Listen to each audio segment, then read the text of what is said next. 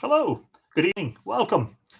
Facebookers and YouTubers, welcome to Live Irish Myths. I'm Anthony Murphy.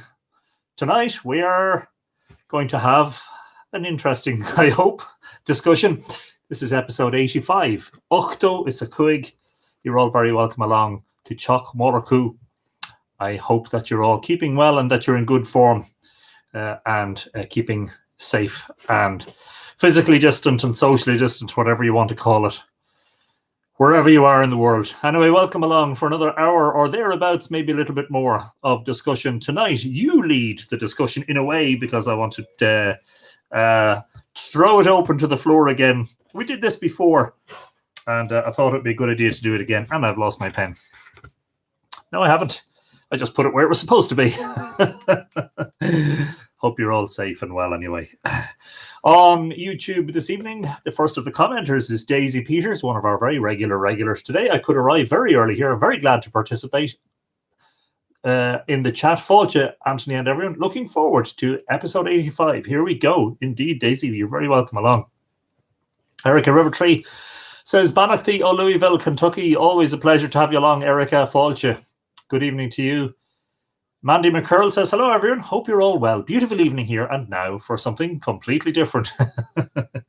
Yes, no cheese tonight. Jackie Stevenson says, thanks, Mandy. Jackie Stevenson says, hello, Anthony, and all ready for another great time. Fáilte, Jackie. Jiagich. And oh my goodness me, on Facebook, there's over 100 people there already. Guido Bruce is watching. The first of the notifications tonight goes to you, Guido. Fáilte. Lloyd Stillwell says hello again. Hello, Lloyd. Guido Bruce says, if I have this right, Goiden Avond, which I think is the Dutch for good evening, if I'm not mistaken. Todd Despera says hello, Anthony and Tua. Fáilte, Todd. Jules Cousin says hi. Banachty. Jules. Danilo Paparello says ciao, Anthony from Italy. Ciao. Tracy O'Connor is watching. Fáilte, Tracy. Michael Naylor and Jeanette are in New Jersey and say good afternoon all. Fáilte, Mike and Jeanette, wonderful to have you along. Keith Carmody says hi, Anthony and everyone. Hope you're all well. Good fettle, as we say in this part of the world. Dawn Hilton says hi, Anthony and everyone. Love from Lancashire. Graw Moor Ort Dawn. Tracy says, I made it on time and seems to think this is very funny. The fact that you made it at all is always a good start. There were lots of people came in late last night, but they still enjoyed it nonetheless. Teresa McGuinness says, hello all. Indeed, good evening, Teresa. Patricia McAteer says, hello, Giagrich. Susan Scott says, oh, even though it's 80 degrees F here in Northwest Connecticut, I'm up for a chat by the fire with the Tua. Yes, of course, some of you might not appreciate the fire. It might be a little bit too warm for you. Steve Martinson says, hello, Anthony and the MythFlix clan. Great to hear. Sorry, great health to you all. Indeed, Fáilte, Steve. Ralph Waldron says, good evening, Anthony and Tua Golair from Athleague. Fáilte, Ralph. Cheryl Ann McFettridge says, cheers and love from Boston. Fáilte, Cheryl. Veronica Casey says, hello. I've been missing in action. All good and great to join you all. Fáilte or Arash, Veronica, it's nice to have you back again. Dean T says, Rainbows, thanks Tony, and great group. Fáilte, Dean. Margaret Ring is watching. Hello, Margaret. Rowan Grove says, greetings to all from Colorado. 31 days on Duolingo now.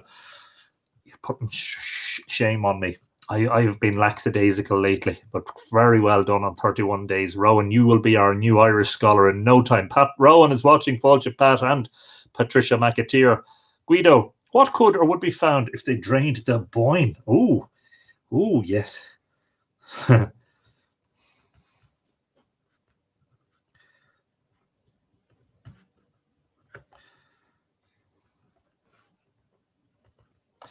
that's Guido. Yeah, very good question, Guido. Kelly Edmiston says, hi there, y'all. Fáilte, Kelly. Hope you're well. Louise Sherrill says, good evening and hello. Fáilte, Louise. Edina Sparks says, good afternoon, Anthony, and our lovely Tua. Tranonoa, Edina. Margaret Ring says, good evening, Anthony, and all the lovely Tua. Banachty. Elaine Dent Lingenfelter says, hello again from Whitney in Texas. Fáilte, Elaine, you're welcome along. Kerem Gogus is in the house, says, hello, Anthony and friends. Hello, Kerem. Matthew Bessel says, greetings and sláinte from Gay Celts Worldwide. Fáilte, Matthew. Porrig O'Comiskey is watching. Good evening, Porrig. Trina Erk says, hello, Anthony and Tua. Excited for tonight's episode. Long T Menoc says, hail, Anthony and the Tua. Hail indeed, Long T. Carol Barrett says, always look forward to this. Thanks so much, Anthony, for doing this all winter. I was wishing I could hear the myths being spoken. Thanks again, and hello to all the Tua. Glad to make that wish come true, Carol. D&T says, see that 5,000-year-old Irish in the river. Lena Brancatelli says, hello from Brazil. Fáilte, Lena. Good day to you. Bobby McConnell says, how important were the dissenters to the Ireland and free world? Who were they? Where are they now? I don't understand your question, Bobby. You may need to flesh it out a little bit. Helen Guinan is watching. Hello. Oh, sorry. I do apologize. Helen Guinan is watching. Your Majesty. Everybody, please genuflect. Serena Swift says, hello, all cool and breezy in the Pacific Northwest. A little bit cooler and breezier and cloudier here today. We've been glad of the bit of rain, though, if truth be told. We don't want too much of it, though. Henry Paddy Shearman is in the house. Says, good evening, Tua, and good evening, Anthony. Trinonawa, Henry. Pádraig O'Comiskey says, hello from Cuchullin's Castle here in Dundalk. Brilliant photography and videos you've been sharing with us lately, Pádraig. Thank you for that. Vicky Highland says, finally able to catch an episode. I've missed them so much. Hello, everyone. And hell, Anthony. I presume that's hello. Vicky Fáilte. Neil Hughes says, Trinonawa, Anthony from Coatbridge in Scotland. Hello, Neil. Good evening to you. Mariana Dunn says, greetings and happy to join today's episode, dear Tua and Anthony from Virginia. Fáilte, Mariana. Helen Guinan says, good evening. I've been missing in action. Hope all well with everyone. You have been, I take it, Mom, you've been in the royal bunker. Martin Doheny says, good evening, Anthony, and all the Tua. Hope you're all well. Really enjoyed last night. Where to from there? Indeed. Well, where to is open up the discussion to the floor and see what springs up. Charlene McLean Cosby says, thanks for the escape from BS in the US and the lovely story. Glad to provide it, Charlene. Nora Gaffney O'Connor, Giariv, Anthony August Tua Galair. Can't wait to see what unfolds tonight. Interesting, shouldn't it be? Nora, you're welcome. Camilla Relland is in the house. Fáilte, Camilla. Jim Conway says, Jim Conway, Lurgan, Clanbrassil. Hello, Jim. Fáilte, Tom King. Hello there, Anthony, and all hail the Tua. Where does the day go? Story time and looking forward. Indeed, welcome along, Tom. Merritt Braun Schmidt says, good evening, all. Let's see what comes up today. Yes, indeed. Long tea. Menossi says, here's a proposition. Was the language of Bronze Age Ireland a form of Pictish and evolved into Old Irish? I appreciate this runs counter to a long-held orthodoxy of Celtic migrations into Ireland, but early Greek writers adopted from the Gauls the name Britannic Islands as a joint name for Ireland and Britain and Ireland. It follows that the Gauls themselves supposed the chief population of both islands before the Celtic occupation. To be honest, Longty, I'm not enough of an expert in the pre-Christian linguistics or the pre-medieval or the prehistoric linguistics of Ireland. I really am not to have to host that kind of discussion. To be honest, I wouldn't feel comfortable with it because I don't know enough about it. Camilla Relland says, good evening all. Hope you're well. We're great so far, Camilla. Donna Jean Porter says, hi, Giagich. Nikki Heenan says, hello from Wiltshire, Fáilte. Stephen Greer says, hello from Little Rock, Arkansas. Brilliant show. Thanks, Stephen. Welcome along. Pat Rowan says, thank you all for my wonderful birthday. So much because of you. And yes, hope you had a great day yesterday, Pat, for your 40th birthday. Hi, Anthony and Tua, says Federica Guy. Greetings from Italy. A little bit cold and rainy, but MythFlix episode will bring the sunshine. And as I speak, the sun is beaming in onto the side of my face here in its summer evening position. Paul Blockley says, hi all. Giaglich, Paul, you're welcome along. How are you? Liz Pierce says, good evening, Anthony and Tua. Hope you're all well. Looking forward to hearing everyone's questions. Yes, indeed, Liz. Is there someone here with Lingenfelter? Says Karen. Doris O'Hara says, hi, Anthony all. Fáilte, Doris. Grace Walker, hi from Long Island, New York. Peace to all. Sláinte, Grace. Hello from Berkshire, says Alwyn Roy Badzak. Freezing cold here. Well, I hope that warm fire is helpful. Dave Russell says, yay, MythFlix. Love it. Hi all. Fáilte, David. Or Dave, sorry. Good to see you.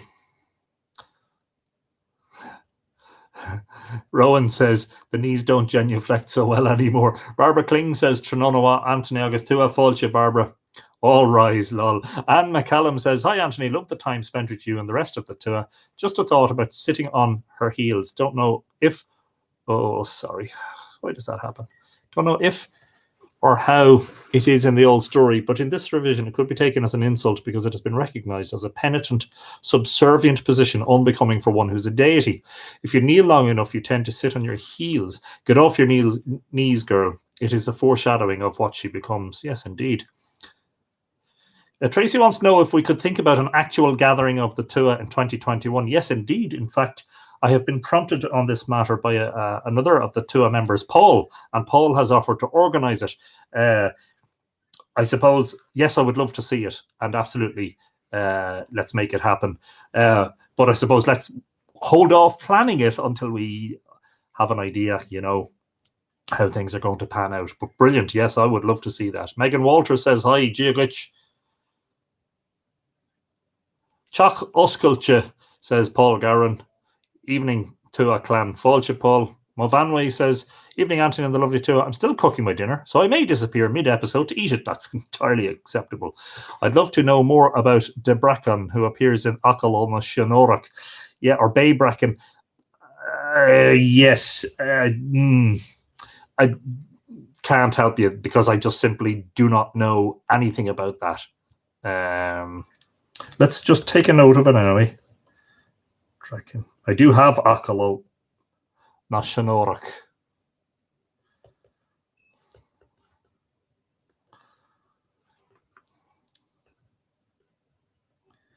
As I always say, I'm very welcome for the hints as to what we should be talking about.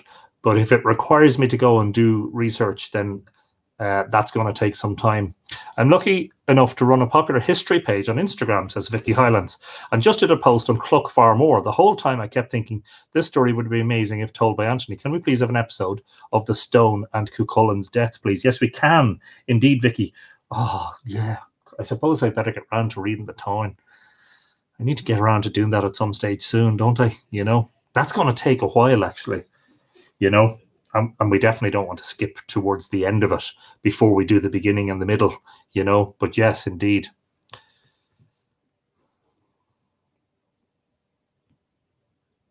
Heather Guerin Rice says, hello. Fáilte, Heather.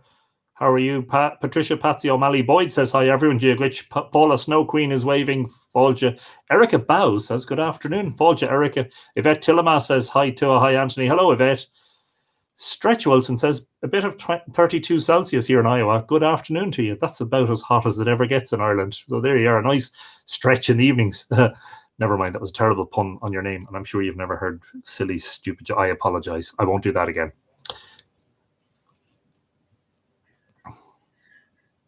Marlon O'Kirmac says, Giagwich, Anthony from Marlon Kirby O'Kirmac. Fáilte, Marlon, thank you indeed. Nur Min Hrong says, good luck. Thank you. Snapper Earl says, the difference between the YouTube and FB feeds is like night and day, literally. Which one is better? I think the Facebook one is better. And on YouTube, David Daly says, Ichawa, Agiv Galair, Fáilte, David. Astronomy Database says, I still can't remember your name. I do apologize. Ms. Marion is watching. Hello. Flower Child says, hello from Vegas. Thank you for taking my mind off the BS happening now. I love your channel. Fáilte, Flower Child. Kujam Razalgeti says, hello to people. Any prehistory of Glendalough, says the full Irish. Not that I'm aware of. I'd be very, very surprised if there wasn't. To be honest, I really would. Connor Pockle says, Trononawat, Giev, Tua, MythFlix, Banachti, O'Galliv. Hope all are safe and well. Hello, Connor. Fáilte. And the Woodsies from Monaster Boyce are in the house and say hello, Anthony. Gail Farley says, yes, the Táin. Yes, indeed, we will get to the Táin. The Facebook feed is better, apparently. Kristen Gray Taggart says, hello, all Giagwich. Liam Smith says, good evening, Anthony and co. Giagwich. Margaret McKenna, actually in on time now for a change. Good stuff. So, so far, all I have is 2 suggestions. This isn't going to go very well unless we have at least a couple more. But anyway. The suggestions are, what would we find if we drained the Boyne? And if I could say something about Bay Draken from Acalo Nashanorak. And the truth there is, no, I can't because I don't know anything about. Is that the she dragon? Is it the dragon woman? Maeve Fiona Callahan says, Tronono. This is going to be a short episode. Maeve Fiona Callahan says, good evening, Tronono, Anthony, and my dear Tua. Tronono, Maeve Fáilte. Kelly Edmiston says, are we all sitting comfortably? Good, then Anthony shall begin. Begin what is the question? Liam Smith says, good evening, Anthony and co-Fáilte, Liam. Snapper Earl, thank you for your... yes, I do think generally the Facebook feed is better. Would love to hear of Gods of Sea. Yes, well, the main one there is Manannán, and we did a couple of episodes around Manannán. I'm not sure if there are any sort of more gods of the sea in the Irish pantheon. Could always talk about the Banshee. Now, Rowan, that's good, but I do want to do a proper full episode about the Banshee, and I know that has been suggested a couple of times, and I must actually just get round to it. So maybe I'll do that in the coming days. We'll do an episode on the Banshee. Oh, my suggestion is the Sundial stone, if you haven't done so. I may have missed it, says Neil Hughes. Yes, I didn't talk about that yet. Sundial, that's Curb 15 at Nouth. Okay, that's a suggestion anyway. Shannon Winokur is in the house. Says hello from Baltimore, Maryland, USA. Tua and Anthony Fáilte. Shannon, you're very welcome. I hope you are well. What are your thoughts, says Paul Garron, about Newgrange Curbstones being a latter reparatory edition?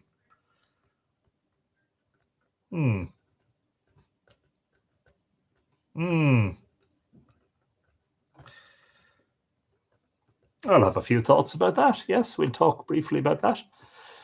Anthony, we don't know what you can talk about without prior research. Yes, I know that's a bit of an issue, isn't it? Keep suggesting stuff and I'll tell you what I can and can't. I'm sorry. What is the Dragon Woman, says Grace Walker. Well, there you go. We'll have to do a bit of research and find out. Melanie Corpy says, hi all from USA, Georgia. Fáilte, Melanie. Welcome. Naomi Serafina, I've always been fascinated by the folk tradition in Ireland of secret castles, towns, and kingdoms hidden beneath lakes. Is there a definitive mythological source for this reoccurring legend? Naomi, I want to point you towards, we did actually do a full episode about that. I want to point you towards that. If you just give me a moment. What time are we on? We did water. Let's see if I can find it here now. I apologize. We did an episode on High Brazil, and then I think the next night we did... It's not finding it for some reason. It's really strange. I did a search of the page. Give me a second now to find it here, and I'll tell you now. And if this doesn't sort of satisfy your curiosity, then come back to us and we'll do more. Yeah, episode 38 was about submerged and phantom cities at Naomi. And you'll find it on the Mythical Ireland blog. All of the previous episodes are in that link that I'm just pasting into YouTube there.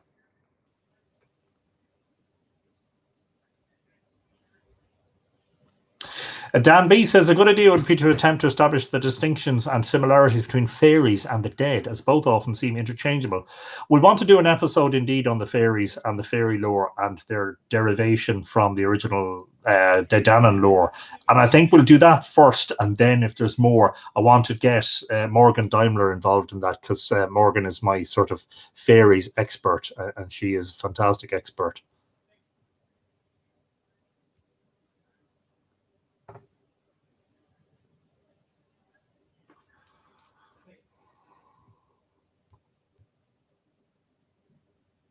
Have you done High Brazil? Margaret McKenna asks. Yes, that was episode 37. We did High Brazil.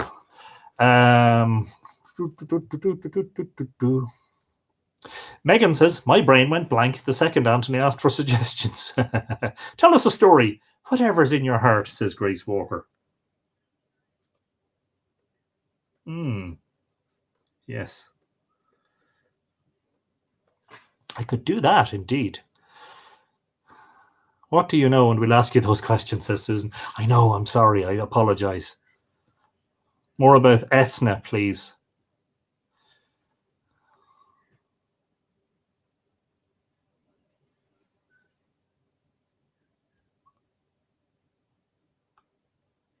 Oh my God, now there's too many suggestions.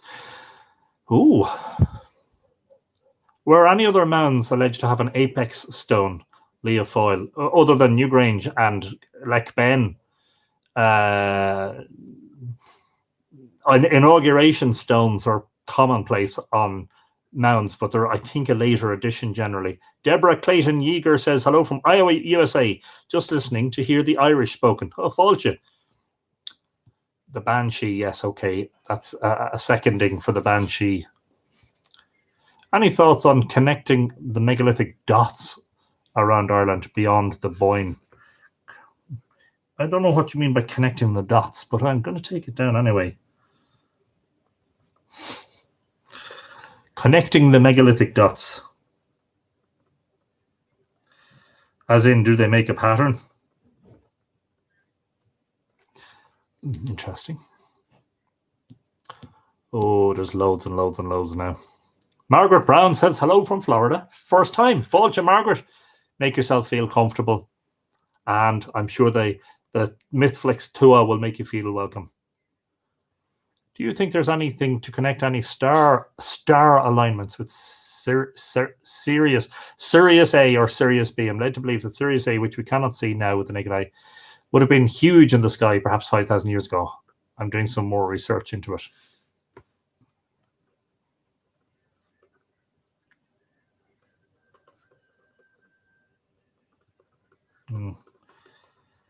I'll have some thoughts about that.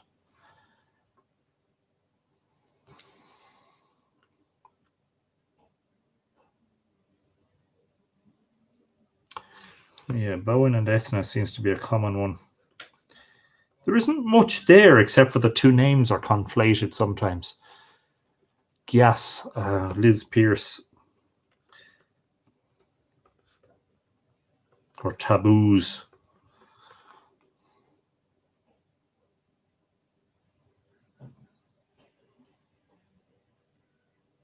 And the fairy, says Nora, yes.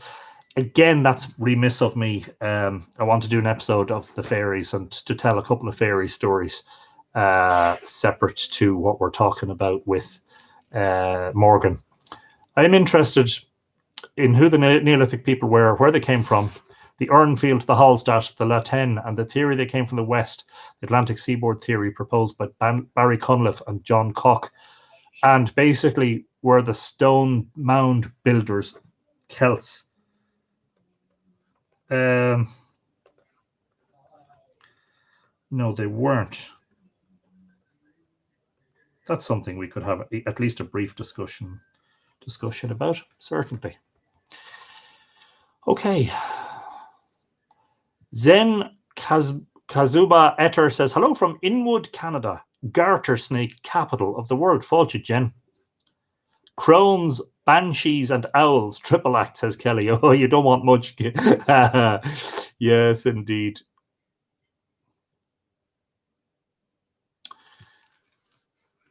Mythological gods and goddesses having blonde hair, says Long T.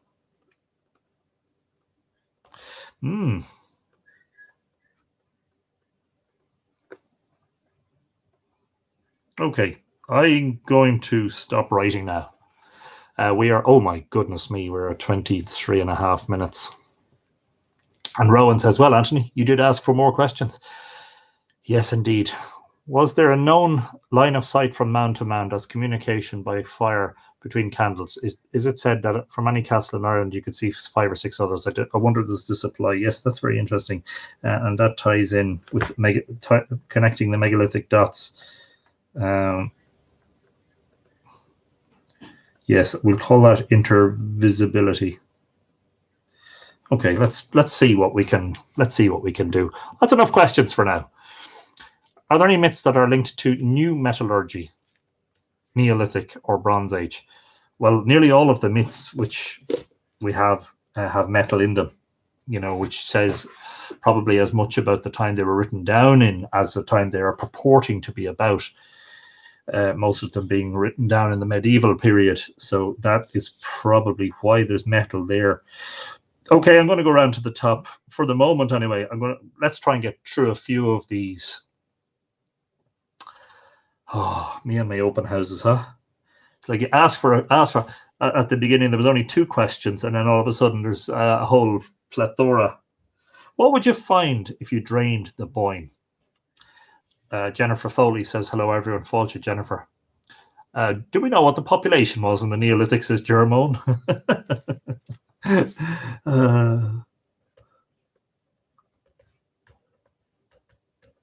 Well, we may be able to return to that. We may be able to return to that. Somebody says, read me a poem. Sheila Moylan says, hi Tua, just sitting back to enjoy. Teresa McGuinness says, read us a poem.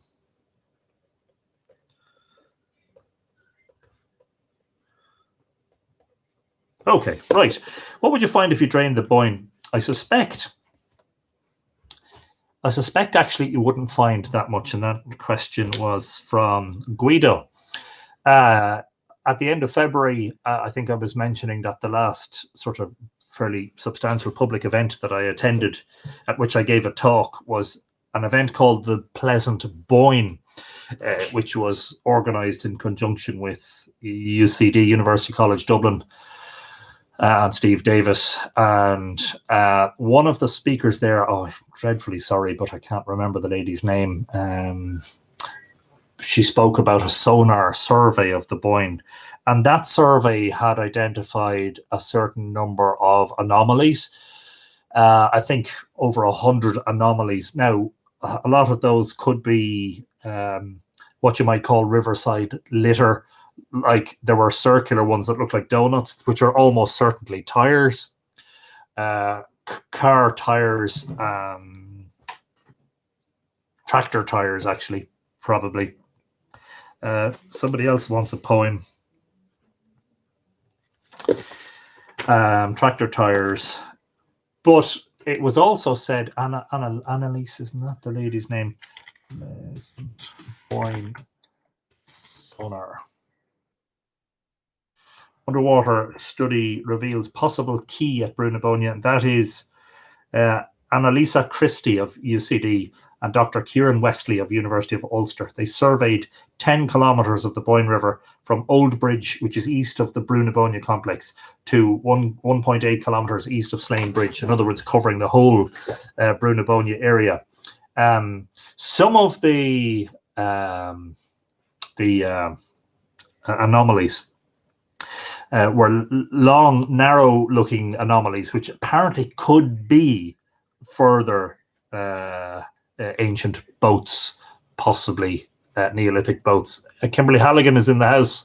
Fáilte, Kimberly, you're very welcome. Aaron Durrett is watching. Good evening, Aaron.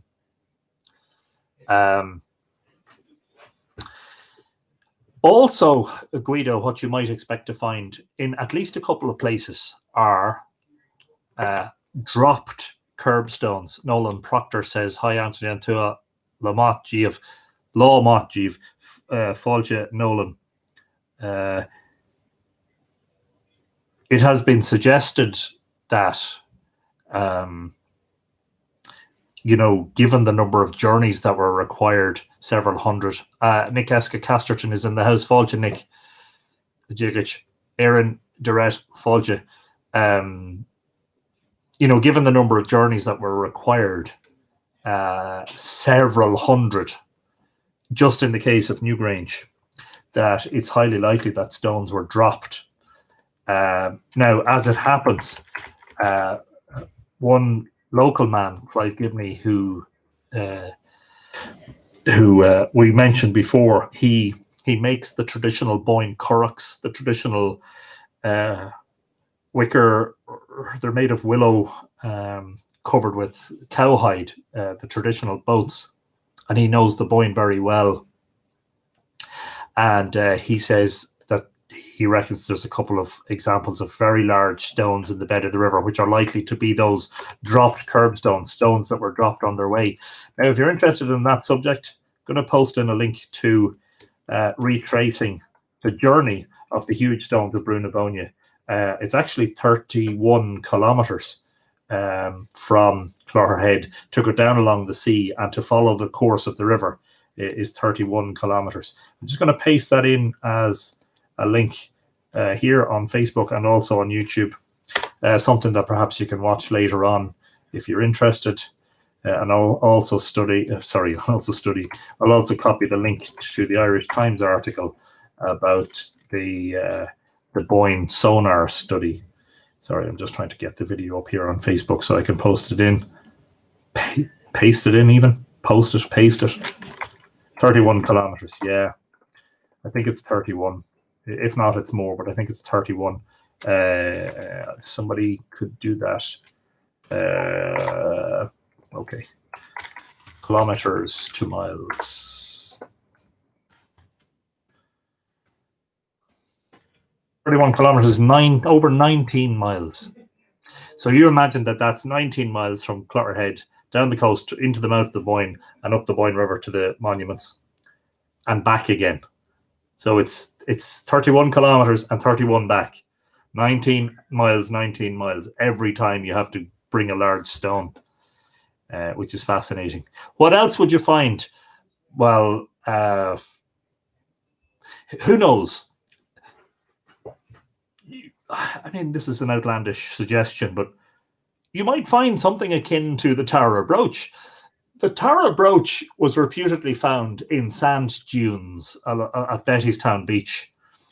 But I have an article about the Tara brooch on my website or my blog, and another of the stories about it was that it was actually found when the port for the sea wall was being built at the estuary of the Boyne. It's actually included as a chapter in my Mythical Ireland book if you've read that, and if you haven't, not to worry, I'll paste it in here so you can read it afterwards. That's a blog post about the Tara brooch. But the other story, which was related by Sir William Wilde, the keeper of antiquities at the Royal Irish Academy, who was Oscar Wilde's father, by the way, was that it was found while they were digging the wall for the seawall at the estuary of the Boyne, and that it was found in the sand. It was allegedly found by a local woman and traded to a jeweller, and eventually found its way into the hands of a jeweller in Dublin who gave it the title the Tara brooch, but there was never any connection established between the brooch and Tara. And it was brought over and it was displayed at one of the, what are those royal exhibitions? Was it Crystal Palace or one of those? Vicky Wallace-Southall has arrived. Hello, Vicky, and Evan, if you're watching, hello and good evening to you. So who knows? It might interest you. Here's just something on the subject. A friend of mine who I've mentioned in a couple of previous episodes is Matthew Kelly, who flies a drone. Matthew actually writes software, search and rescue software for drones. A while back, Matthew invested in a submarine drone, and we went out to the bank of the Boyne. Oh, that would be about a year, maybe a year and a half ago. We went out to the bank of the Boyne and we put the submarine drone into the river. Now, it's a little bit hard to control against the current, and it doesn't have the standstill GPS facility that a drone has, that a drone will hover in the same place. There's a lot of stones in the bottom of the Boyne, a lot of stone. And given that the builders of Newgrange were supposed to have sourced all the water roll stones for their cairn, several 100,000 tons of them, there's still a lot of rock in the river. And the river's not all that deep. Annalise Christie, I think, told us on the day of the Pleasant Boyne that in the Brunabonia area, in the bend of the Boyne, the depth of the river extends from about 2 meters to about 4.5 meters in depth. Its maximum depth is 4.5 meters. It would have been tidal in the Neolithic. I think we said that before. Professor Frank Mitchell said there were tidal deposits up at Knowth at the far end of the bend of the Boyne. The tidal nature of the Boyne has been interrupted by the construction of weirs at various times in the past. Now, we know the earliest of those, the stone weirs, are Cistercian, so they would be 12th or 13th century, sort of at that period between the early medieval and later medieval times. But however, we can't say for sure if there weren't stone weirs in the river before that. Okay, so lots of interesting stuff would be found, undoubtedly. Principally, I would be interested in finding some of the large dropped curbstones, because I think that would kind of prove the contention of the archaeologists, or some of the archaeologists, that the sea and river route would be much preferred to the land route. Neil Hughes wants us to talk briefly about the Sundial stone at Knowth, which I'm happy to do. Now, first things first, if this is Curbstone 15, a while back, there was, just give me one moment. There was a theory on the internet by a gentleman who had visited Knowth, who said that he saw a swan motif on this stone. And so just before we start on the sundial aspect, you should perhaps, when you get a chance later on, have a look at that blog post that I just pasted in as a link. There is no swan glyph on that stone. Absolutely there isn't. And I would love there to be, because, of course, there is swan mythology associated with Brú-na-Bóinne, significant swan mythology, and nobody would prefer, nobody would have liked that or been more excited about the possibility of a swan glyph at Knowth than me. However, if you look at the suggestion up closely, you'll see that it just does not compute. Now, there is an issue about this. Curbstone 15 at Knowth is a little bit, so if you want to have a look at that blog post, if you're able to look at it while watching, I'm not sure whether you can or not, I'll try and show you a drawing of Curbstone 15, or a photograph of it, from Neil Thomas's book, Irish Symbols of 3500 BC, so that you can at least have an impression of the stone that we're talking about. There it is. He calls it the solar calendar. I want to make sure that both cameras can see that. So you'll see that, among other things, it has this very large fan-like array, which has a central dot with these rayed lines emerging from it, these rayed wedges, meeting these sort of rectangular shapes that are contained between dashes, and then outside of those some circles, a huge big spiral, some crescents, and a picked out area here. Now, there is an immediate problem with this as a sundial, and I think actually Martin Brennan was guilty of starting this whole fascination with sundials. And Brennan's first book, and I think I've said this before, and I think if he was here and we were chatting, him and me, he would probably admit it, that there are flaws in this work, but his later work, The Stones of Time, was a much better work with less flaws and less inaccuracies in it. But we all write, and we all set out with good intentions. Sorry, I'm just trying to find Brennan's. Brennan has a chapter in this book called Master Dialers of the New Stone Age. And there we go. There is said chapter with Brennan's depiction of Curbstone 15. So what I want to tell you about this straight off, and I'm not trying to pour cold water on it, so to speak. Sorry, I just want to, I don't know why that's there. Never mind. In order for a sundial to function properly, generally speaking, it has to be on a, oh, hang on, I have something here that I can actually use for this little demonstration. Generally speaking, in order for a sundial to function properly, it has to be on a horizontal surface, okay? Now, it is a beautiful stone. It is a beautiful work of art. Knowth is extraordinary. It is a giant megalithic art gallery. As I said before, 90 of 127 curbstones with decoration on them. So there's your horizontal surface. There's your gnomon, or your stick. And as the sun moves across the sky, it casts shadows across the face of the stone, right? And you mark out those shadows according to the time of day and the season of the year. And you can keep reasonably good track of whereabouts you are in all that.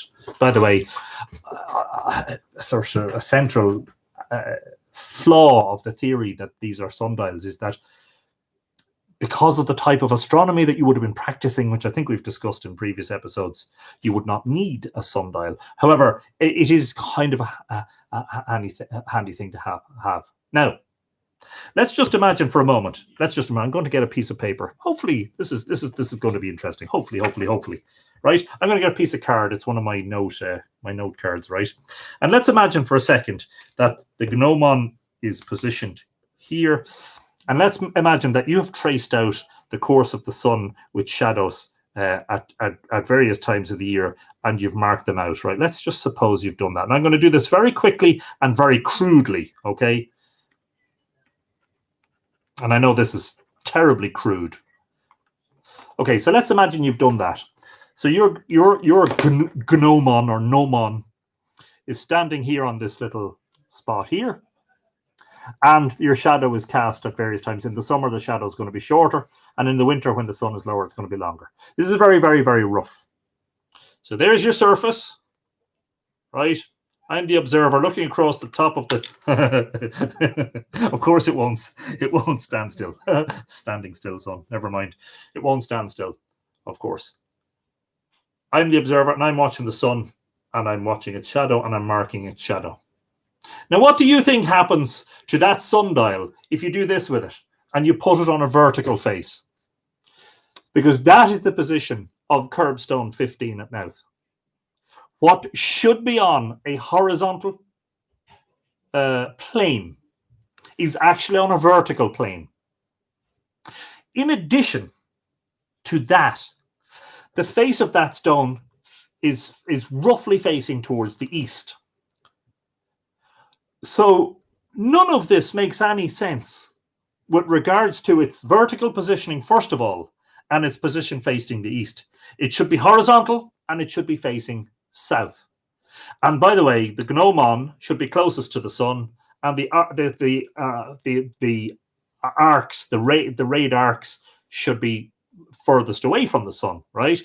In the case of Curbstone 15, not only is it flipped vertically, but it's also flipped the wrong way around. Now, it's facing east, so that means when the sun rises in the east, which it does, and goes to the south, where does the shadow go? And then for the rest of the day, when the sun is in the evening time, it's gone. This thing is completely in shadow, and it cannot function. Now, to address that, certain people have proposed that, oh, well, the curbstones were moved. And in fact, the swan glyph proponent says that he reckons the stone was originally up the other way around. A certain number of the curbstones at Newgrange and Nowth were excavated, and the archaeologists are fairly certain that they are in their original positions. There's nothing to suggest that they're out of their original positions, and therefore one would imagine that the theory fails. There's another curbstone up at one of the destroyed, it could be a chamber stone, it might not be a curbstone, at site, is it one of the X's, X1 on Patrickstown at Lough Crew? I have a picture of that, which I will share on the Mythical Ireland community later on. So this is a sort of a familiar motif. It is found on several stones. Now, one of the stones at Nowth, which is Curbstone 5, this is the giant, the stone with the let me see if I can find a picture of it while I'm talking to you. The stone with the two giant spirals, sorry, the two giant crescents either side of a spiral that Robin, Edgar, and myself agree on that it may well be a depiction of various parts, various phases, as it were, of a solar eclipse. Of course, I can't find it when I need to find it. It's always the case, isn't it? If only I had been able to do some preparation beforehand. So on the top part of that stone, on the flat surface of it, on the horizontal surface of the top of the stone, there is a smaller sundial, if that's what you accept that this is. In the case of Curbstone 15, it simply does not work as a curbstone. It is in the wrong place, and it is in the wrong orientation, and it is in a vertical position, not horizontal. So interestingly, Neil Thomas, who I think I told you before, I corresponded with on several occasions over the years. Neil Thomas doesn't refer to it as a sundial. He calls it a solar calendar. He says that an exact 365-day, 16-month, 4-week month, 5-day week solar calendar is represented on the surface of the stone. And for more on that, because I'm not going to get bogged down in any of the topics tonight, because I understand that we must get on with it. That's the book I recommend. N.L. Thomas, Irish Symbols of 3,500 BC. Theresa says, resembles is close enough for my mind. I'm not sure what that was in reference to, though.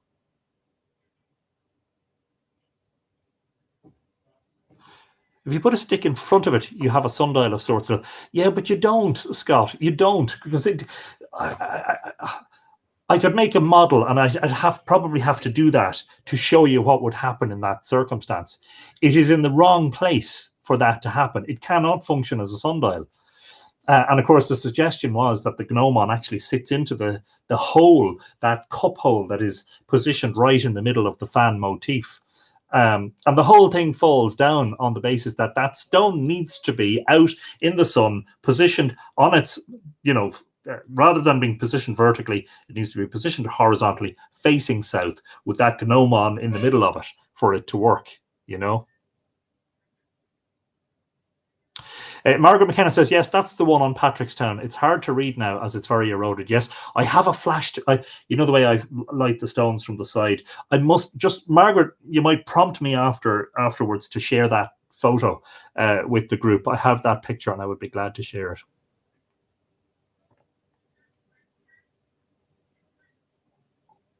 Okay, so hopefully I've kind of addressed that. So it's possible the sundial was reused by the original builders from a prior site, says Alison. Yes, we cannot rule out that. And in fact, we know that stones were reused from previous builds. However, they generally weren't the largest ones. These ones, the curbstones of Newgrange North and Douth, are sort of bigger than everything that went before. So we think it unlikely, but we couldn't rule it out. Paul Gowan, on a similar theme, asked if curbstones at Newgrange were a latter reparatory addition.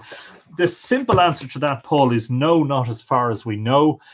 And the reason for that, and the biggest single reason for that, is because there are several curbstones at Newgrange and at Nouth which have decoration on the invisible side, the mound-facing side, megalithic art that was completely covered by the cairn when it was built. It is considered that this is perhaps megalithic art that was meant to be seen only by the eyes of the deities or the ancestors or the spirits, etc., etc. Art that the ordinary mortal could not see on approaching Newgrange or Nouth because it was completely concealed. And indeed, art on the upper surface of some of the ceiling and roofing stones as well.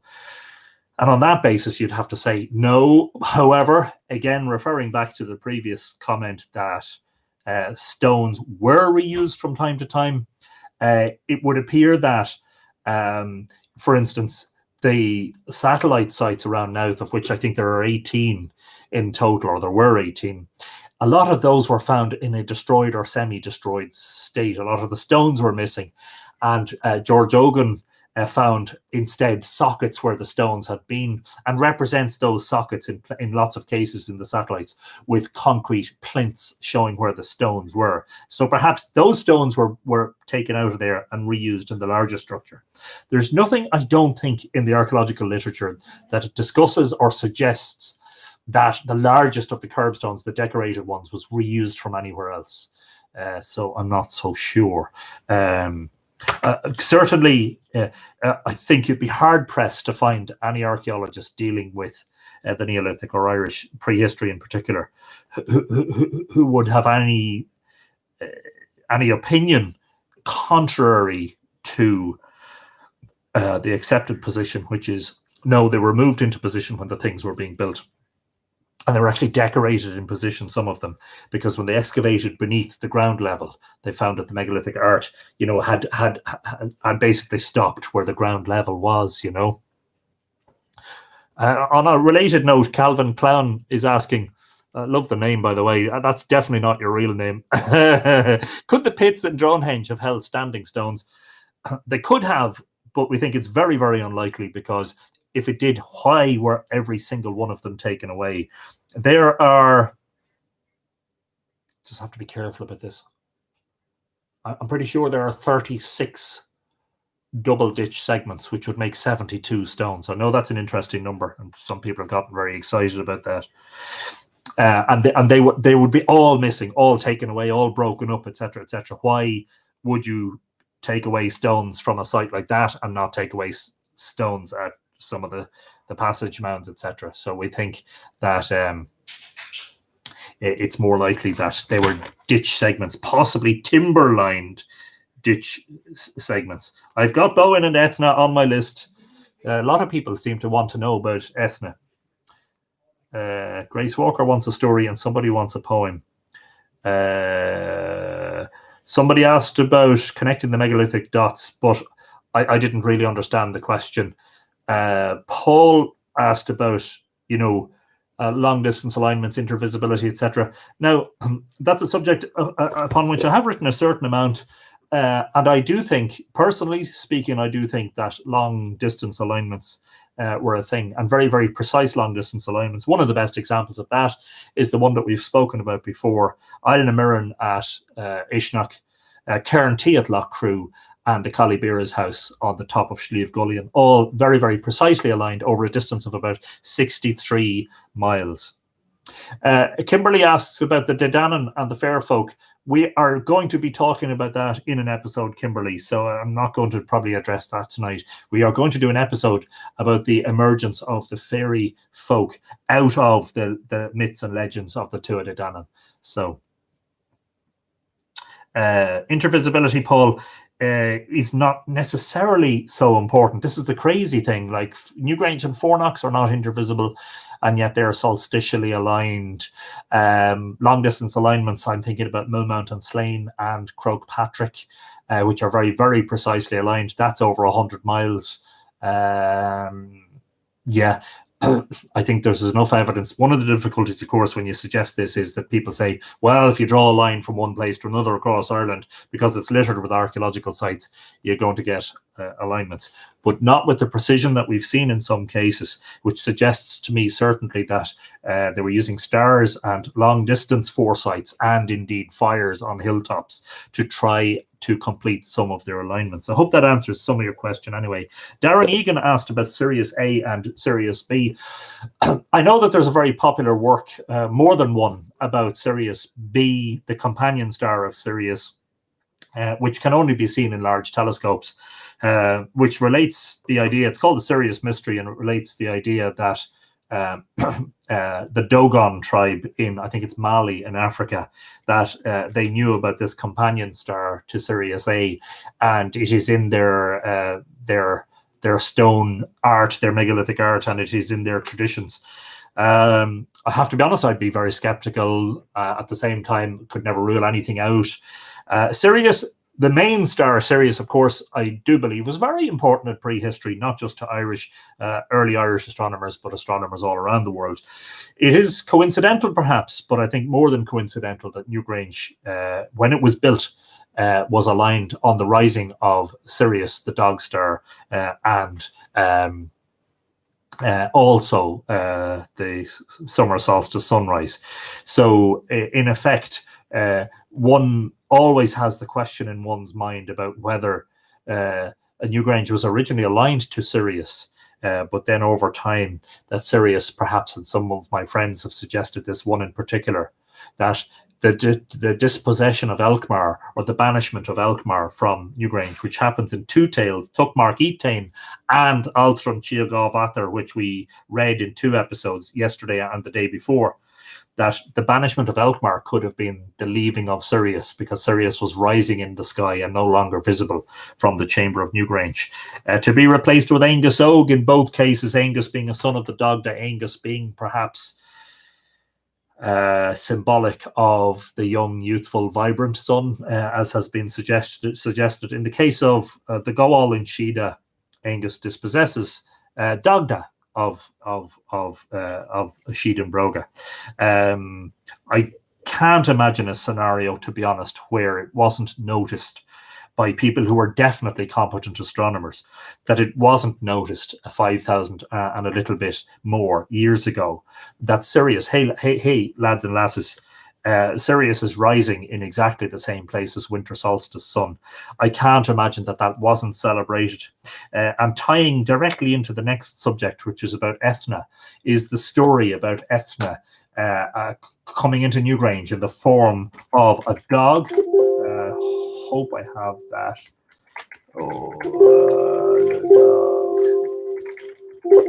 And I haven't got it. Oh, hang on. Give me a second. I'll find this for you now. So I might as well read a little bit about this. So we spoke in Island of the Setting Sun, which is being reissued in 2020. By the way, I have to tell you, if you're looking for that book when it's published in late July, early August, you're advised to get it from me. It will cost you more in postage, but be aware that if you pre-order it from Amazon, you will not get it until late November, because they will not have copies until the 23rd of November. So if you want it in August rather than November, then order it from mythicalireland.com. I forgot to say that yesterday. We demonstrated basically that, the Dog Star and the sun were rising in from the same position on the horizon. The people who erected Newgrange would doubtless have considered Sirius very important. It was just on the edge of the Milky Way, the Shield na Spera, the streak of the sky, or the Balach na Bo Finna, and the Bo Finna, the river, being very, very important in the cosmology of all of this. In 3150 BC, the declination of the Dog Star was minus 23 degrees, 2 arc minutes, 43.1 arc seconds, enabling it to be visible from the Newgrange chamber. However, the effects of precession of the equinoxes combined with the proper motion of Sirius meant that just 2 centuries later, around 2950 BC, the declination would have taken Sirius out of the skybox because its elevation was too high. And I've interpreted engravings on Curbstone 52 at Newgrange as being representations of Orion's belt pointing to Sirius. I'm going to paste that in as a link here as a comment, so you can read this afterwards. Astronomy in mythology. It always excites me when I see something in mythology that appears to describe an astronomical function of one of these remarkable ancient structures. One spectacular example of this was the one that I'd spoken about before, Dagda entering the house of Alkmaar when the sun was standing still. I found another reference in myth which appears to describe, in the same sort of symbolic language, a possible illumination of the chamber by the Dog Star. I recently purchased 2 volumes of the Laura Gawala, and we've been reading from those. Buried in a poem which appears to be in the very last, in the first redaction of section 7 about the Tuatha De Danann, are 2 lines which are exceptionally intriguing. The poem is about Turil Bicran from the story of the tragedy of the sons of Tiryn, which we read in one of the very first episodes, I think episode 1 or 2. The 2 lines that jumped out at me are as follows. Ethlu, Liu, which is another variant of Ethna, came into the brew in disguise in the form of a lapdog. Who is this apparently mysterious Ethlu, also spelt Ethlen in the Irish? She is, according to James MacKillop, our friend of Oxford Dictionary of Celtic Mythology fame, the wife of Alkmaar. In other words, Ethlu, or Ethna, and there are several variants of her name, is another name for Boand or Bowen. So Bowen, Ethlu, came into the brew in the form of a lapdog or a dog. Only in the late Neolithic did the Dog Star shine into Newgrange. By the time the Bronze Age begins, Sirius is too high in the sky and can no longer be seen from the chamber by an observer who, when the alignment was working, would need to have been prostrate on the floor, looking down along the passage through the roof box. It is a curious coincidence to our investigation that 3 dog skeletons were found in the chamber of Newgrange during Professor Michael O'Kelly's excavations. Professor O'Kelly had speculated that these dog bones were recent and represented animals which had perhaps entered the roof box and were unable to escape. However, recent examination of some of this bone shows that it is 4,800 years old. And it might have been from a domesticated dog. The Irish word in the original text of Laura Gawala is orce, O-I-R-C-E, meaning a lapdog or a pet dog. And further to that is the fact that Bowen, when she created the Boyne, was washed out to sea with her lapdog, and that they were turned into the islands of Rockabill out at sea. So that is really it. There isn't a huge amount to be said about Ethna. She is the mother of Lugh Mac Ethlin. So Lugh has lots of different sobriquets in the myths. Lugh is Lugh Samel Donach, Lugh of the Many Gifted. He is Lugh Lawfada, Lugh of the Long Arm or the Long Throw. He is Lugh Lononch Klek, which is how he introduces himself at Tara in Cot My Chura. And I think that means something similar. And Lugh mac Ethlin, or Lugh mac Ethnan, Lugh, the son of Ethna. Now, what's interesting here is that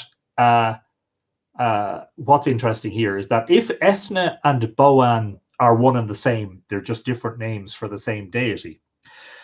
It's interesting because Lugh is Ethna's son, and that would make him, the son of the deity associated with Newgrange.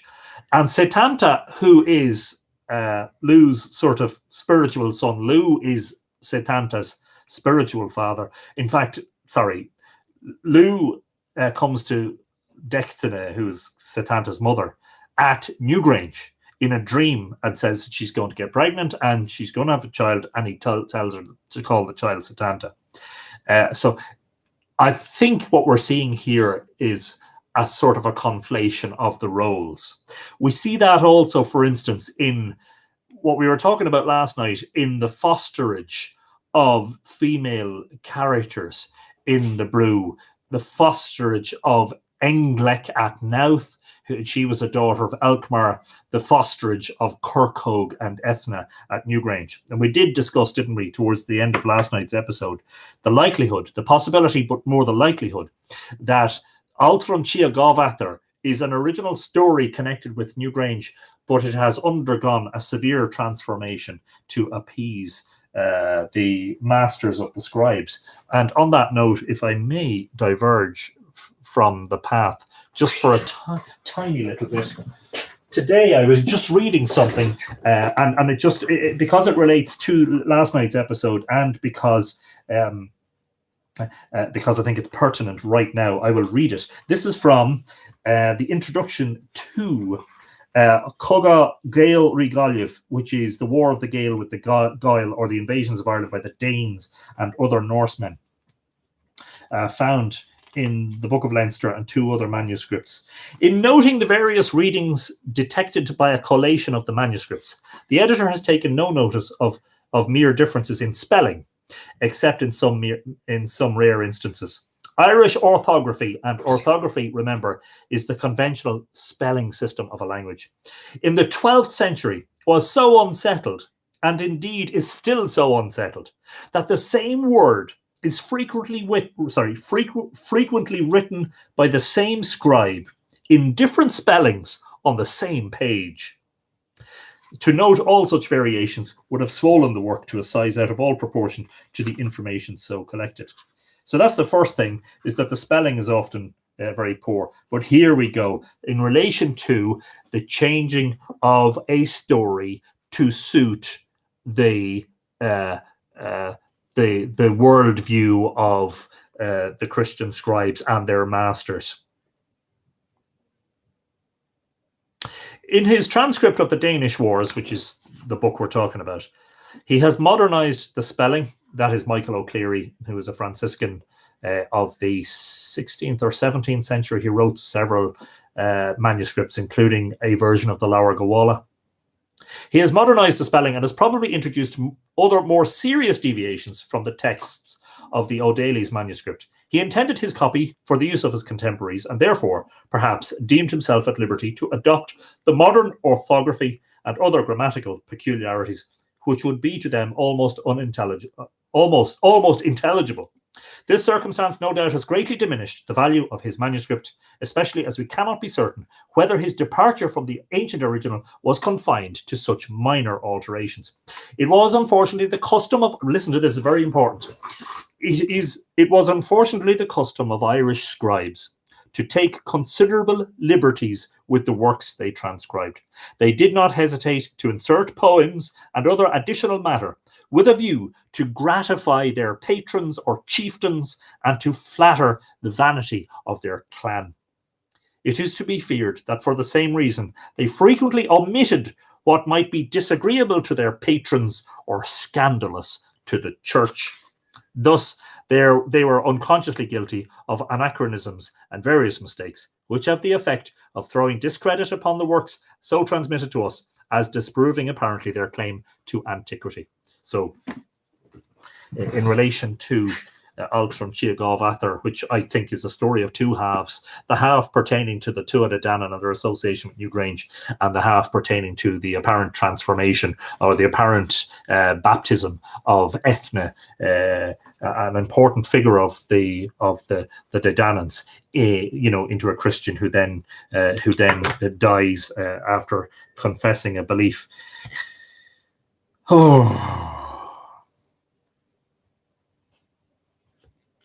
Were the mound builders Celts? And I'm sorry that we haven't sort of done more about Bowen and Ethne, but there isn't a whole lot more, except that Ethne. I may try to dig out sources on that. Yvette wanted to know, were the mound builders Celts? The strict definition of the word Celt is an Iron Age tribe or culture which emerges from Europe. And just to put you in the picture, the Irish Iron Age is approximately 700 BC to approximately the arrival of Christianity. So approximately 700 BC to around 500 AD, or a little bit before that. And so this is much, much later than the construction of the monuments. So no, they weren't Celts. And in fact, we now know that the modern Irish population, thanks to the work of the likes of J.P. Mallory in The Origins of the Irish, and as I said before, if you're getting that, make sure you get the revised paperback edition. Don't get the original first edition hardback, because it has been revised with new information. But the modern population are largely descended from the Beaker culture, and the Beaker culture was that Bronze Age culture which arrived immediately after the monument builders. And so there was a very significant change in genetics, among other things, and in the type of monuments being built, and probably in the type of ritual being practiced at that time. So we're talking about actually a culture that is pre-Bronze Age, and the Bronze Age people are pre-Celtic. So no, there is no connection. The problem is that the word Celtic is often taken to sort of be an umbrella term for everything that is prehistoric in Europe. Celtic mythology is anything that's sort of basically belongs to the Celtic nations, Ireland, Scotland, Wales, Isle of Man, and that is not, Saxon in origin.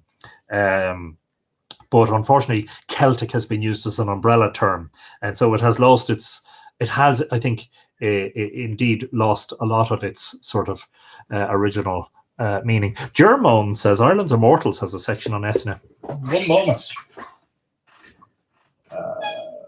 Can I get it out without causing a huge eruption? Don't know if I told you lately, but I need more space for books. Page number. Dave Russell says, I reckon the ancient Irish astronomers got tired after watching the sky for 24 hours, and so they decided to call it a day.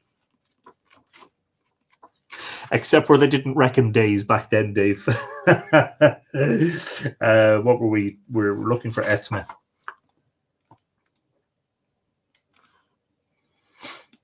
Foster daughter of Angus. 2, 3, 4. Oh, yeah, there seems to be a bit about her, all right. 2, 3, 4. So Mark Williams is the man. This is the one that we're going to have to come back to. Yeah. Yes, in the frame tale of the Akalov, the Tuatha Dé Danann become gradually enfeebled, with the exception of Cos Corach, that convert Christianity, who finds his powers augmented, that humanity's potential is greater than that of the Tuatha Dé, is intensively thematized in another text, the 14th century saga Altrum Chiagav, yes, which we were reading over the past 2 nights.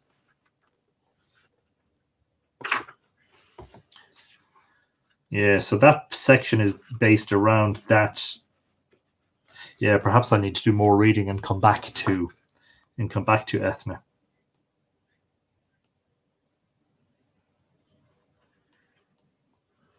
Yeah, I'm just reading brief synopses. This is all based around the Altrum. And I don't think that's a very good representation of Ethna, you know. Have you done anything about the Femoria? Yes, I have, Alison. Yes, indeed. Katmai Chura is one that will no doubt interest you if you go back a little bit, or go back a good bit in the previous episodes. We did Katmai Chura, which is all about the battle between the Danans and the Fomorians. Katmai Chura. Reason my searches tonight, the Battle of Mythology was episode 5. That's 80 episodes ago.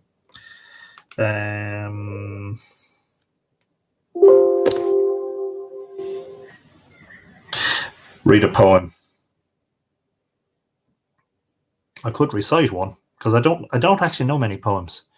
You've made a lot of his points, says Jer. Yes. Nora Gaffney O'Connor says, I entered an astronomy competition. I didn't win, but I got a constellation prize. Terrible. Okay. I'm going to read. I'm going to recite a poem, as asked. I'm sorry that I know at the start people were throwing suggestions, and I hope that I wasn't sort of pouring cold water. That was not my intention, but I just don't feel that it's productive for me to try to talk about something I know nothing about. I hope you understand that. And that's not to say we won't be able to come back to these subjects. But I think some people think that I'm a walking encyclopedia, and I'm not. I've said it before. I'm learning every day. I'm learning every day, and I'm having to go back over stuff and try and memorize stuff. So here is one of my favorite poems pertaining to the Boyne Valley. It was written by Francis Ledwidge, who's always described as a war poet, because despite having a very, very promising writing career, which is very unusual, by the way, he was taken under the wing of Lord Dunsany, who recognised the talent in the boy, and he became a sort of an exceptional poet and writer. But at a very young age, he went off to fight in the Great War, in the First World War. And was killed in the First World War, actually, before, and therefore cutting short what inevitably would have been a stellar career as a poet and writer. Career, I don't know if that's the right word. I mean, this is the early 20th century. He mightn't have made a lot of money from it, but he certainly would have got a lot of fame. Joan Rankin says the ancient days were reckoned from sundown to sundown. You're right. This made sense when I figured out the calendar at Stonehenge. You're absolutely right, Joan. And that's even there in the mythology. And in fact, when Eru is speaking to Amergin and the Milesians at Ishnok, she says that from sunset to sunrise, there is no better land. She appears to be describing either Ireland at night, or I think she's making reference to the night sky. Any knowledge of the Hill of Ward? Ratoath. The Hill of Ward, Clochta. Yes, and actually that's something we can do an episode on, but it's kind of more associated with Samhain and for later in the year. Anyway, the poem is called, and I've written about it, there's a chapter about it in my book, Mythical Ireland. It is called The Dead Kings. And one of the things that greatly affected, well, of course it did, Ledwidge as a young man, was the Boyne Valley landscape and its myths and legends. We spoke previously in my second part of the library tour about his book, Legends and Stories of the Boyne Side, which is incomplete because he never finished it, because he never came back from the war to finish it. However, there's a story about, in the Meath folktales, in the folklore archives, and Richard Marsh was the one who brought this to my attention, there's a story about a ring fort at Rossnaree, which is very close to Brunabonia, which is in part of Brunabonia, where the house of Clechik was located. And it's supposed to have had the story that is familiar to us from Garrett's Fort attached to it, that is that there is a sleeping enchanted underground army in that fort, and that a hero is going to come and rouse them for some great battle at the end of time.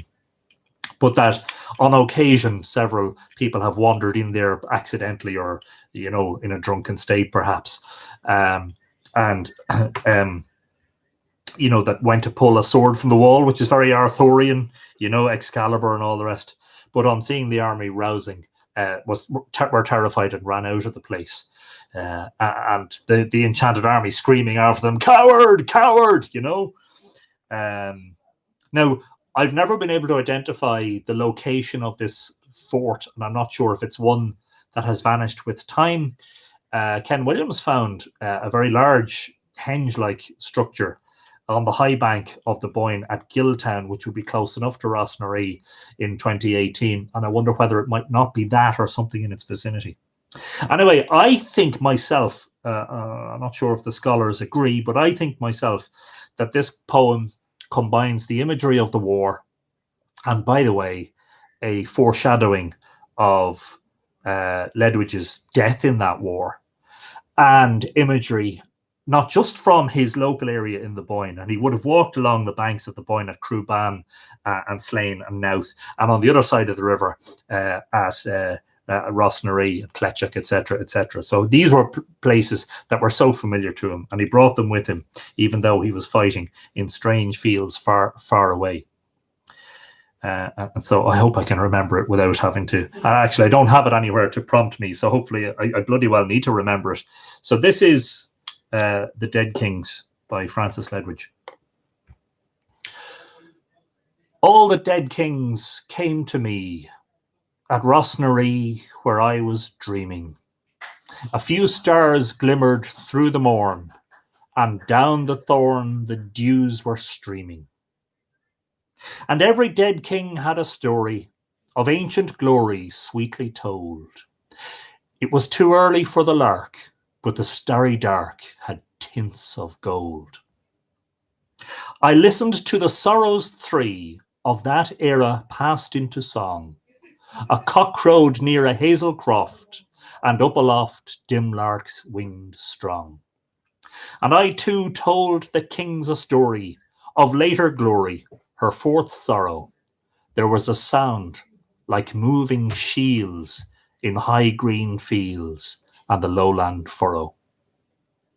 And one said, we who yet are kings have heard these things lamenting inly.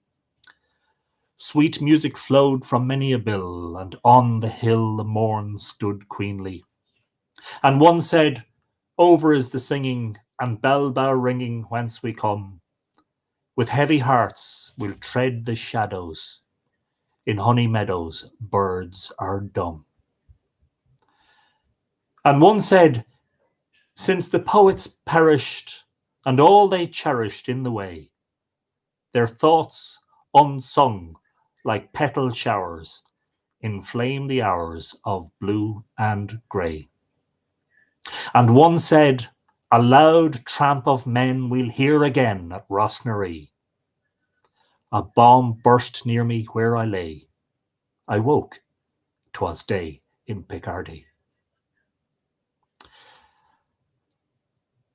And that final stanza is remarkably and tragically prescient, because in the letter that was written home to Ledwidge's mother, the priest, I think, or perhaps it was the battalion squad leader, I think it was the priest, said that a bomb had basically landed beside Ledwidge and that he had been blown to bits.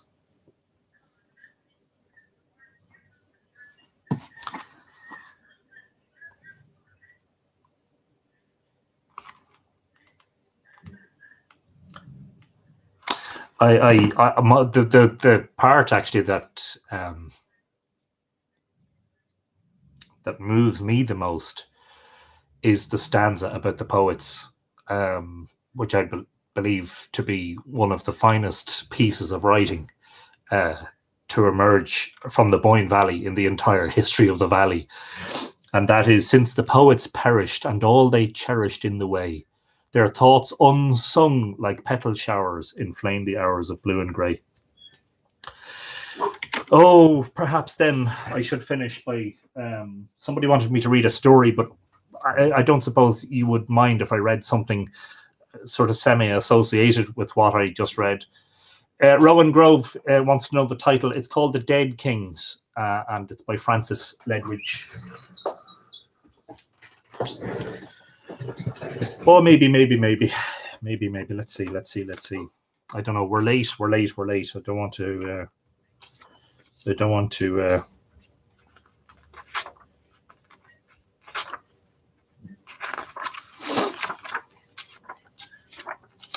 If I can find it, I can't remember exactly where it was. When one studies, this is called Tracing the Goddess of the Boyne River. It's chapter 5.6 from Mythical Ireland. Kathy Maydeo got in for the last half hour on her lunch at work, and have a great evening, all the two, at Mr. Anthony Fáilte, or Sláinte, Kathy. Have a good rest of your day. When one studies the mythology of ancient Ireland and Europe, it is likely that before too long one will encounter the name of Carl Jung. One of the things that has struck me since I recently began to earnestly probe the life and work of this hugely influential individual is how I have managed to live this long without encountering his writing. Actually, I'm going to skip a little bit because I am conscious that it's an hour and 20, and I do not want to make this a really, really long one. I want to read the part to you that most moves me, and I think is connected with this whole love of the river, which was epitomized by a lot of Ledwidge's writing. And then I wrote about Joseph Campbell.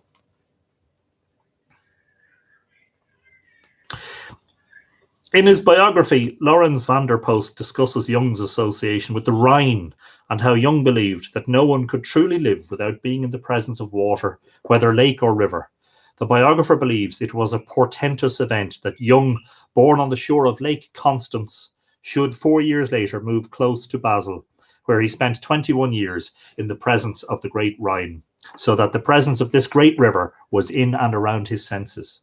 But here van der Post makes a stark observation. The Rhine is one of the great mythological rivers of the world, not yielding place to the other immense mythological rivers representing the searching and inquiring spirits of men and their cultures, such as the Ganges, the Nile, the Yellow River of China, and so on.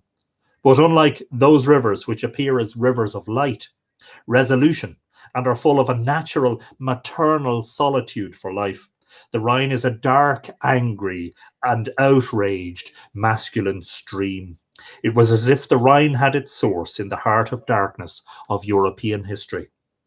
How can one, this is back to me now, how can one say that a river, a restless body of water flowing ceaselessly from source to sea, has gender? I thought immediately of the Boyne, which has never been too far from me, either physically or consciously, and her very feminine name, Bowen, she who is the illuminated bovine goddess of some considerable antiquity. The following words from van der Post made me somewhat enamored that my local river, the river of my youth, that is ever present in my story upon this earth, should have such a stark feminine association. These are van der Post's words. Like Heine, I could not understand why it should make me feel sad when the tops of the hills above the Rhine sparkled in a long evening sunlight of summer. I wondered why the story of Lorelei should trouble me. Perhaps it was because the imagery evoked by Heine of the feminine being of irresistible beauty and siren song, combing out her hair of gold with a comb of gold, represented all the feminine values which European man, particularly German man, had rejected. German culture, embedded as it was in a civilization almost entirely man-made, was deliberately and willfully masculine. In fact, van der Post wrote, the infinitely renewing and renewable moon that swings the sea of change and symbolizes all that is eternally feminine in the spirit of man, by some ominous perversity, was rendered into a fixed and immutable masculinity. And I thought, back to me again, and I thought, upon reading all the above, that no one who had lived by the shores of the Boyne River, having heard her gentle lappings or the incessant babbling of her salmon weirs, could ever go to war against another man or tribe or nation. Naively, perhaps, I thought that a feminine name and a feminine myth were enough to ensure that those of us who lived within hearing distance of the bright Cow River had within our grasp some sense of the feminine aspect of ourselves, allowing it an amount of balance with the masculine or vice versa for the women, in order that some good human decency would prevail, that would impel us not towards conflict with our brethren in the greater world, but towards some greater accord. The moon, I felt, was itself a bright wandering cow, and in my own work I had been satisfied that Bowen, also sometimes spelled Boan, represented more than just the river which was her name. She was river, but also moon and Milky Way. The philosopher John Moriarty described it thus: Boan, the moon-white cow, Boan, the gleaming river. In dreams, I know it as cow, awake, I know it as river. Indeed, Ireland did not have a father identity like Germany or Japan, rather being named Éire after one of a triune of goddesses. We did not make war, but rather we suffered it, and often were the unnecessary victims or players in someone else's conflict or someone else's incursions upon Éire's sovereignty. This is written indelibly into our mytho-historical story, exemplified in the Laura Gawala, the Book of Invasions, which has been imprinted upon the very essence of our spirit as a people. I thought of the poet Francis Ledwidge, who was born near Slane, high above the Boyne on its northern bank, and who died in the Great War at the age of 29. He wrote, "Since the poets perished, and all they cherished in the way, their thoughts unsung like petal showers inflame the hours of blue and grey." Another poet of the Boyne Valley, John Boyle O'Reilly, wrote of his longing to return to the river of his youth. "And I long for the dear old river, where I dreamed my youth away, for a dreamer lives forever, and a toiler dies in a day." And when I stood by Bowen's shore, beneath looming Rosnaree, the wood of the king, I watched in flame the grafted embers of Ledwidge's twilight vision, of cherished things that were no more than barely formed thoughts, flowing down in a stream from hills beyond sight. And there, glistening in a pool of Bowen's tender making, the relinquished dreams of that era passed into song, would be gloriously resuscitated by the ancient poet, a Ledwidge in the guise of Finnegas the Wise, singing merrily by the shore in an Ireland that is more famous for song than sword. And we could not make kings of young, nor Ledwidge, nor Finnegas. For even as a king at Rosnaree, I was, in the words of Shirley, sceptred and crowned, yet I tumbled down, and in the dust I was equal made with the poor crooked scythe and spade. Often have I stood by Bowen's brooding waters in the blue hour of evening, after the sun's departure, and listened there for the sounds of those stories of ancient glory sweetly told. I never realized how that unfathomable something within my deeper self could be so brilliantly exemplified in the symbolism and sound of water until I had spent many a lonely hour in her presence. And maybe from now on, lingering at Bowen's border, as I ponder incessantly at the edge of the unfathomable, I will tip my hat to the great C.G. Jung, whose whole work, in the words of Van der Post, was the rediscovery of the great feminine objective within the objective psyche of man, as to make possible as never before a reconciliation of the masculine and feminine elements in life.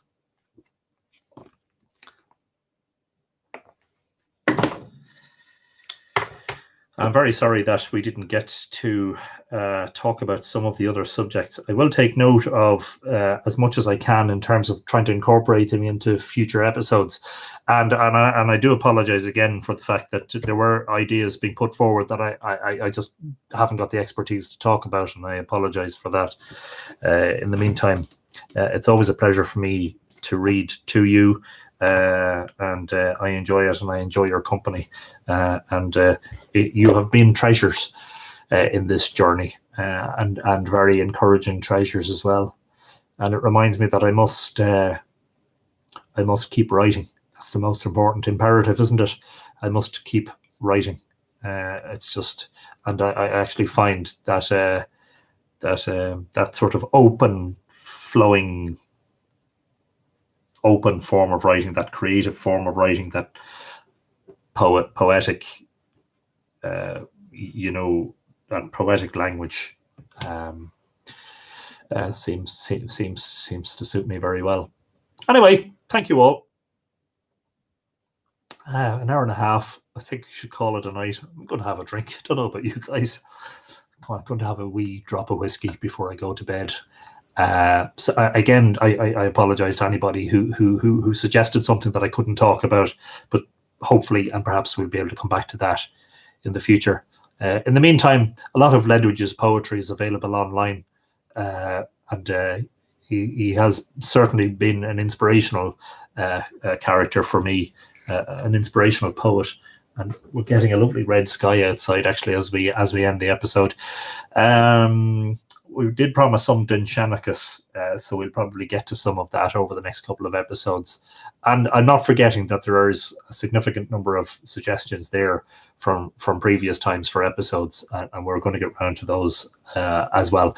In the meantime, stay safe, everybody. Keep washing your hands, keep using the hand sanitizer, maintain your social distancing, your physical distancing, should we call it, because although we're all physically distanced, we're socially very close together, aren't we? We've managed to close the gap. We've managed to sort of at least virtually fit into a small room around a sparkling fire and keep each other company during these interesting times. Come back to us tomorrow evening for episode 86. Is today Thursday? That means tomorrow's Friday, which means we're an hour earlier. And just to mention the patrons at patreon.com/Mythical Ireland. Always very, very glad to have your support, and perhaps that's something you might consider, is becoming a patron. Also, if you're ordering the book Island of the Setting Sun 2020 edition, if you want it in August, please consider purchasing it from mythicalireland.com. If you buy it from Amazon, that's perfectly okay with me, but you won't get it till at least November. In the meantime, call us off, have a sound sleep, except for if you're in Australia or on the far side of America and you're only sort of waking up to your day. Have a great day. And Ikawa or Lama, and come back to us tomorrow evening. We'll see you soon, I hope. In the meantime, as I always say, the Irish for bye for now is Slán go fóill.